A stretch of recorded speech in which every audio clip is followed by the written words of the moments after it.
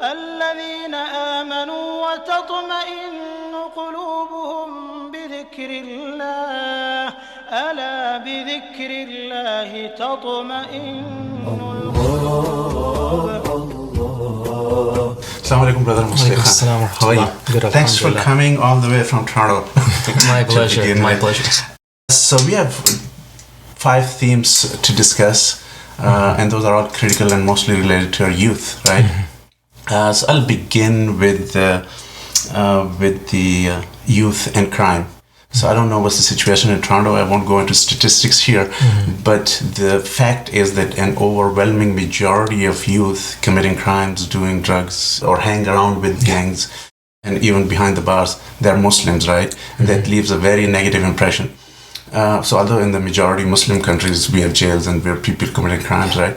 But here the perception changes when Muslims are involved overwhelmingly in criminal activities, particularly youth. So the question is that where did things go wrong? What is it that we are missing? And are there some protective and preventative factors in Islam that we might have taken for granted? Yeah. Okay. Bismillah, alhamdulillah, wassalatu wassalamu ala rasulillah. You know, this is really important. And I say that because this is one of those conversations that's uncomfortable for a lot. Mm-hmm. And the fact of the matter is that Muslim, especially the youth, they're exposed to the same elements that other young people are exposed to. So you're talking about people that may not have gone through, a particular way of life where they were educated, they were given opportunities. You're talking about people that may have never worked or come from a background where they may have come from a bad home, an abusive household and things of that nature. All of these things are contributing factors to why young people get into trouble and have run-ins with the law. So Muslim kids fall into that same predicament just as much as the other person does. But the flip side of that is when it comes to Muslim communities, for a long time we've taken for granted these youth, assuming that they will literally fall into the footsteps of our parents and grandparents who at a very young age was introduced to Islam. They were exposed to the mosque. They had programs, they were involved, they were volunteering, they were giving a lot of their time to building a community. Now that's rare, or it's exclusive to just a selected few. So what's happening now, and I would say this has been going on for maybe the last 15 years or so, is that masjids are now catching up to the reality that we need to facilitate a path for young people.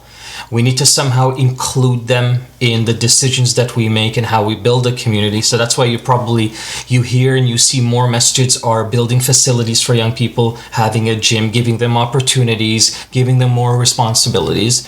And this is something that should have been happening for a long time. And for whatever reason, I think, for a while we took that for granted.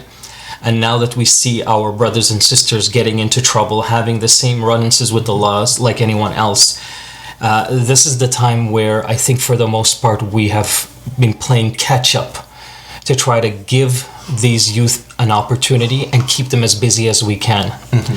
So I mean, and then to add to that is this is one of the ways that we can heal this problem, is creating a supportive caste that includes young people. And this is something that we see from the Prophet ﷺ. His whole life, he respected young people. He gave them responsibilities. He trusted them. Mm-hmm. He taught them. So all of these factors are the things that we as a community have to do in order to really get control of this and inshallah bring it to an end. So just for the sake of comparison, how is the situation in Toronto? How many youth do actually come and participate in those programs that are offered by Islam centers? It's almost always a full house. Almost always. I mean, the demand is there. And you're not going to have young people walk in and say, hey, listen, we want this, we want that. That rarely happens. Because this is just the nature of how young people are. They usually kind of take a back seat and just follow along with what the elders, those that are in control, what they're doing. So now, again, as a culture, we're starting to realize that, hey, we have to not only focus on building our masjid, having programs for adults and adults all the time.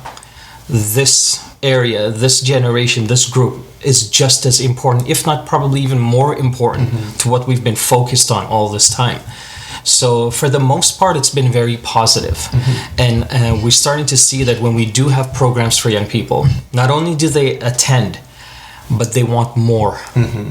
And so it's literally now part of it's a massive building piece of constructing a proper community that can support their society, can give back to the society as well.